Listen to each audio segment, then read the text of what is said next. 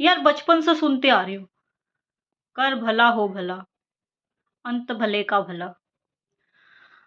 इतने मतलब शास्त्र पढ़ के इतने मतलब मुझे तो क्या पता यार, मतलब हमें नहीं पता कि क्या सच है, क्या झूठ है। हम सिर्फ़ उन्हीं बातों पे चल रहे हैं जो हमें समाज द्वारा सिखाई जाती हैं। यानी कि हम सच और झूठ से परे हैं, जो समाज हमें सिखाता है। अभी समाज ने ही ये जो रूल्स और रेगुलेशन बनाए हैं, हम उन्हीं के अकॉर्डिंग चलते आ रहे हैं।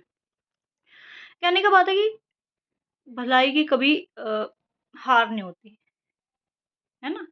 ऐसी बहुत सारी प्रोवर्ब्स हैं अ, मतलब जो बनाई गई हैं, पता नहीं तो इंसानों के द्वारा, पता नहीं भगवान के द्वारा। तो मेरे को ना ये बात नहीं समझ में आती कि इंसान को जब सच और झूठ का पता ही नहीं है, तो वो यकीन किस पे करेगा? काफ़ी बार आपने देखा होगा, कोई इंसान ना अच्छा करता रहता है। उसके साथ पूरी उम्र तक भी अच्छा नहीं होता। जो इनोसेंट लोग होते हैं ना, जो इनोसेंट लोग होते हैं, जो जल्दी किसी पे विश्वास कर लेते हैं, जो थोड़े से प्यार प्यार आप उनको थोड़ा-सा प्यार दोगे तो उसी में खुश हो जाते हैं, जिनके अंदर जलन, हसरत कुछ भी चीज़ नहीं होती है, जो सिर्फ़ चले जाते हैं सिर्फ़ प्यार के लिए, दूसरों की मदद के लिए। ऐसे लोगों की इस दुनिया में मुझे नहीं लगता कोई ज़रूरत होती है।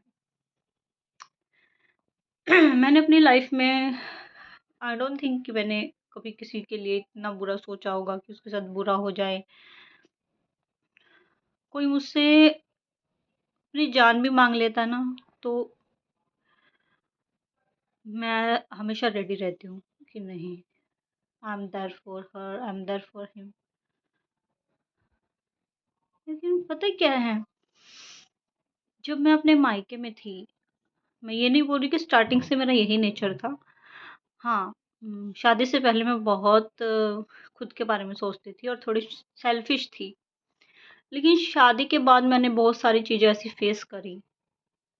बहुत अनुभवों के बाद मेरे को मेरा दिमाग, दिल सब कुछ पोलाइट होता गया, होता गया, होता गया। अब मैं अकेली भी नहीं रह पाती हूँ। मुझे रिश्तों की ज़रूरत है, मैं उन्हीं में प्यार मुझे आज की चकाचौंध वाली ज़िंदगी में जैसे कुछ लोग कपड़ों के पीछे भागते हैं, कुछ लोग स्टाइलिश बनना चाहते हैं। मैं अपनी छोटी-छोटी चीज़ों में खुश रहती हूँ अपनी फैमिली के साथ। बिल्कुल छोटी-छोटी चीज़ें मुझे इतना खुश कर देती हैं, जितना बड़ी चीज़ें मुझे नहीं कर पाती है। मैं ये सोच रही हूँ कि वही भलाई जब आपके लिए नुकसानदायक होती है, एट अ लास्ट तक। ये बात मैंने तो अपनी लाइफ में ऐसा कुछ फेस नहीं किया, लेकिन मेरे पापा ने बहुत कुछ फेस किया है। तो मैंने मेरे पापा से भी सीखा है, उन्होंने पूरी लाइफ अच्छे काम किए, इतना भला किया दुनिया का। उन्होंने उनका कितना काइंड नेचर था ना, बहुत ही काइंड नेचर था। तो फिर भी ना मेरे पापा ने लाइफ टाइम सिर्फ दुख ही देखे, कभी उनकी लाइफ में सुख नहीं था। फिर भगवान ऐसे क्यों बोलता है कि कर भला हो भला, अंत भले का भला। मतलब ऐसे बोलते, वो आपने शाहरुख खान की मूवी देखी है कि अगर एंडिंग हैप्पी नहीं होती किसी भी मूवी में, तो मान लो पिक्चर अभी बाकी है मेरे दोस्त।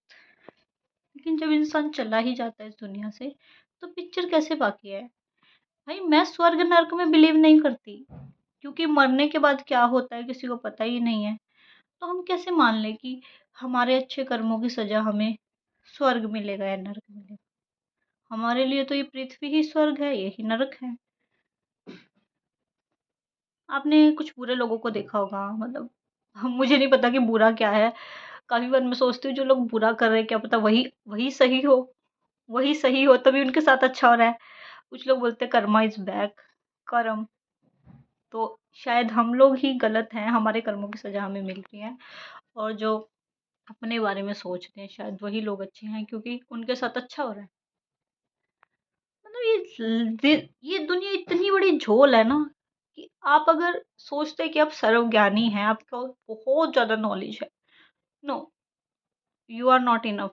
आप सर्वज्ञानी नहीं हैं, आपको कुछ भी नहीं पता है, आपको इस दुनिया का शून्य भी नहीं पता है।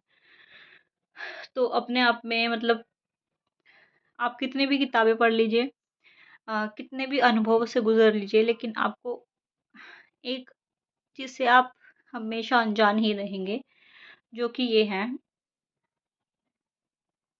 मरने के बाद क्या होता है?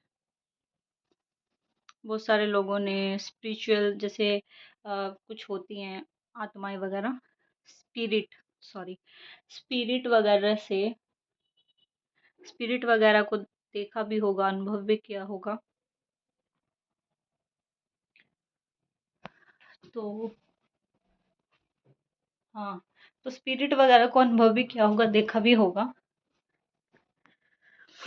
क्या उन्हीं आत्माओं से कांटेक्ट कांटेक्ट करके आप ये जान सकते हैं कि मरने के बाद क्या होता है? उन्हें स्वर्ग की यातनाएँ मिल रही है, नरक की मिल रही है, या फिर उनकी अभी भी जर्नी चल रही है, अभी तक जर्नी पूरी नहीं हुई है? अलग-अलग धर्मों में अलग-अलग धारणाएँ हैं। अब आप इंडिया में ले लीजिए 84 लाख योनि, लेकिन वही चीज़ अगर आप मोमडन्स में देखेंगे तो वो बोलते हैं कि मरने के बाद एक दिन कयामत का दिन आएगा, कयामत वाले दिन पूरी पृथ्वी में जितने भी मरे हुए लोग हैं, उनको भी अलग से तो मतलब एक पे इस पे वीडियो बनाऊँगी मैं अलग से।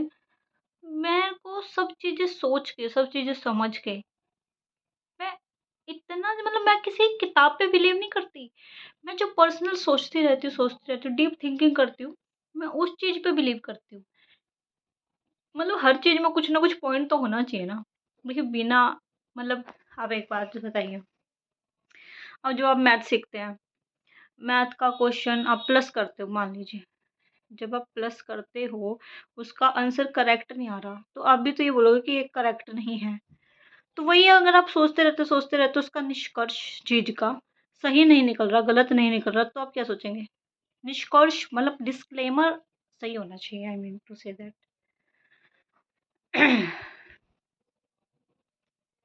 तो भाई कहने का मतलब ये है,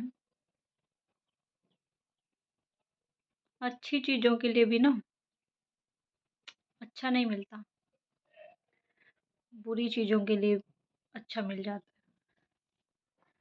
अब ये तो छोड़िए, ये तो कलयुग है। मतलब युगों की बात करें तो भाई युग तो चलते आ रहे हैं, सबको पता है। हाँ, दिस इज़ कलयुग, दिस इज़ कलयुग। अब समाज से जो बातें सुनी है, अभी यही पता है कि दिस इज़ कलयुग। तो यहाँ पे क्या होता है, कलयुग में कलयुग में तो ये होता है कि अगर आप अच्छा करोगे तो आपके साथ डेफ़िनेटली बुरा ही होगा। तो क्या एक इंसान बुरा बन जाए?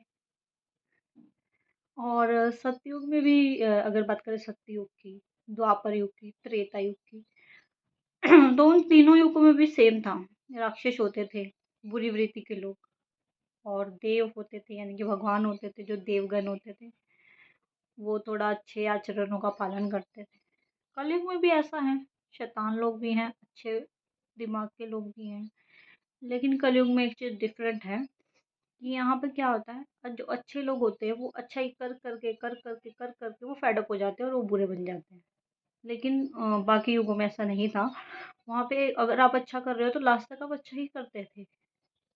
लेकिन यहाँ पे इंसान फेड अप हो रहा है अच्छाइयाँ करके, क्योंकि उसे वो चीज़ भगवान दर्शन दे देते थे।